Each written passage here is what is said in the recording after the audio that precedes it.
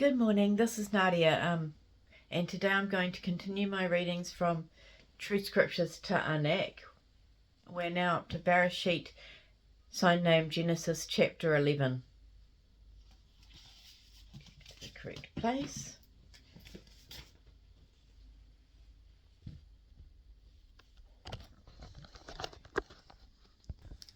Now the entire earth had one language and one speech. It came to be as they travelled from the east that they found a plain in the land of Shinar, and they lived there. They said to each other, "Come, let us make bricks and bake them thoroughly." They had bricks for stone, and they used tar for mortar. Then they said, "Come, let us build a city and a tower whose top reaches to heaven. Let us make a name for ourselves, because if we do not, we will be scattered across the face of the whole earth." Yahuwah came down to see the city and the tower which the people were building. Yahuwah said, "Look, they are one people, they all have one language, and this is what they begin to do. Nothing shall stop them now from doing whatever they plan to do. Come, let us go down and confuse their language, so they shall not understand what each other is saying." So Yahuwah scattered them abroad all over the earth. From that moment, and they stopped building the city. Therefore the name of the city is called Babel, because it was there that Yahuwah confused the languages of all the earth. From that moment, Yahuwah scattered the people abroad all over the face of the earth. These are the generations of Shem. Shem was 100 years old and brought forth Arpachshad 2 years after the flood. Shem lived 500 years after he brought forth Arpachshad, and he also brought forth other sons and daughters. After Arpachshad lived 35 years, he brought forth Shalaha. Arpachshad lived 403 years after he brought forth Shalaha. He also brought forth other sons and daughters. After Shalaha lived 30 years, he brought forth Abba. Shalaha lived 403 years after he brought forth Abba, and he also brought forth other sons and daughters.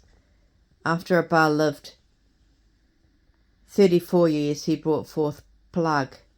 Abba lived 430 years after he brought forth Peleg, and he also brought forth other sons and daughters. After Peleg lived 30 years, he brought forth Ra'el. Peleg lived 209 years after he brought forth Ra'el, and he also brought forth other sons and daughters. After Ra'el lived 32 years, he brought forth Sharag. Ra'el lived 207 years after he brought forth Sharag, and he also brought forth other sons and daughters. After Sharag lived 30 years, he brought forth Nahor. Sharag lived 200 years after he brought first Nahor, and he also brought forth other sons and daughters.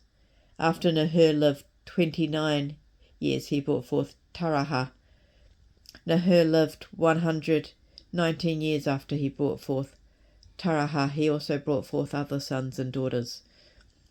After Taraha lived 70 years, he brought forth Abiram, Nahor, and Haran. Now these are the generations of Taraha. Terah brought forth Abiram, Nahor, and Haran. Then Haran brought forth Lut. Haran died before his father Terah died in his native land of Kashadim. Abiram and Nahor took wives for themselves. The names of Abiram's wife was Sarai. The name of Nahor's wife was Malakah.